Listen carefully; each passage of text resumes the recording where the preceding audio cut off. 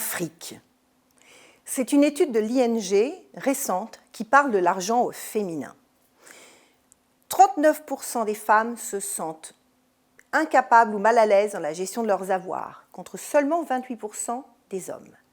79% des femmes qui lancent une entreprise le font sans financement extérieur, juste avec leurs petites économies. C'est quand même incroyable. Mais en fait, tout ça, c'est quand même un petit peu culturel. Est-ce que vous savez que c'est seulement dans les années 80 que les femmes ont eu le droit d'avoir un compte en banque à leur nom? Et pourtant, il y a des femmes qui, au fil des années, étaient des femmes d'affaires.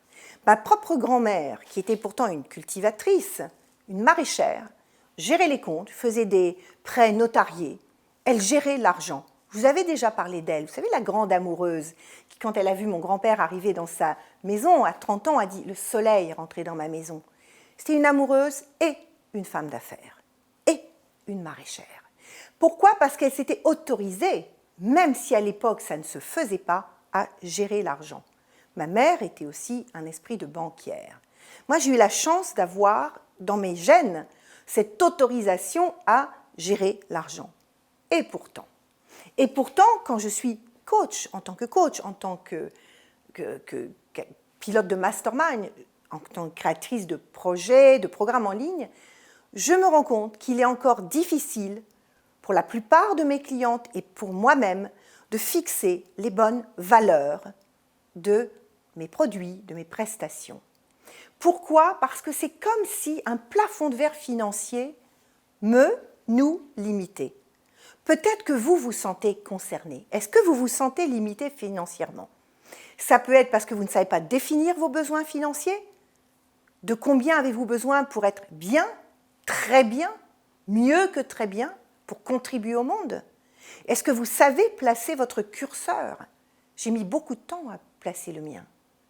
Beaucoup de temps. C'est comme la pyramide de Maslow, c'est-à-dire qu'au début, on est dans la survie, mais après, on va monter dans les étages.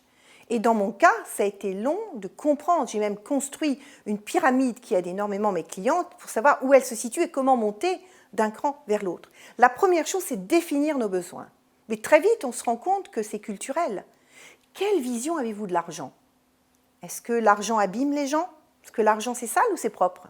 Est-ce que l'argent, c'est facile ou c'est difficile? Est-ce qu'on peut en parler ou pas? Est-ce que c'est quelque chose de sain? L'argent, c'est peut-être tout simplement une énergie qui parle de nous. Si vous avez une bonne estime de vous, si vous êtes dans votre Ikigai, et je vous invite à aller redécouvrir la vidéo de l'Ikigai, ce qui fait sens pour vous, là où vous êtes la meilleure, là où le monde a besoin de vos services et où le monde peut acheter vos services, comment allez-vous poser la valeur de ce que vous allez proposer? L'argent, c'est à la fois ce qu'on va recevoir, ce qu'on va donc négocier avec les autres, ce qu'on va placer, mais ça parle aussi de la valeur que l'on s'octroie et de la valeur que l'on offre. Si j'ai une bonne estime de moi, c'est déjà pas mal. Si je sais construire de la valeur pour autrui, c'est encore mieux. Et si je sais le communiquer, alors là, je suis dans un rapport à l'argent sain. L'argent, c'est aussi, comme je vous le disais, une énergie. Une énergie qui est liée à notre état d'être. Donc, je vous invite à réfléchir aux petites phrases, à votre culture qui auraient pu vous poser par rapport à l'argent dans un état d'inconfort. Je vous invite à définir vos vrais besoins, les fondamentaux, les extras pour vous, les extras pour les autres et votre contribution au monde. Et si je vais en haut de la pyramide, ce qui vous permet de financer des vrais projets pour contribuer encore mieux, pour être une femme d'affaires qui réussit. Parce que ça va démultiplier votre potentiel, votre vision et votre action. Et je vous invite à regarder l'argent avec beaucoup de bienveillance, beaucoup d'amour, en vous disant « ça n'est qu'un moyen énergétique de faire circuler le meilleur que j'ai en moi pour le transmettre au monde ». J'espère que je ne vous ai pas perdu en route avec cette notion un peu plus philosophique, ésotérique. Mais quelque part, la clé de l'argent, elle est là. Libérer, retrouver ce qui appartient au passé et à notre culture, poser nos bases, nos besoins et envisager l'argent comme un flux énergétique positif. Alors, qu'est-ce qui vous parle le plus là-dedans? Qu'est-ce qui vous freine le plus Quel serait votre plus grand besoin aujourd'hui? Est-ce que c'est nettoyer, définir vos besoins? Est-ce que c'est vous offrir une vision d'une vie beaucoup plus riche, avec les moyens qui vous permettront d'honorer vos valeurs? Si vos valeurs, c'est la liberté, la découverte, vous avez besoin d'argent. Eh oui.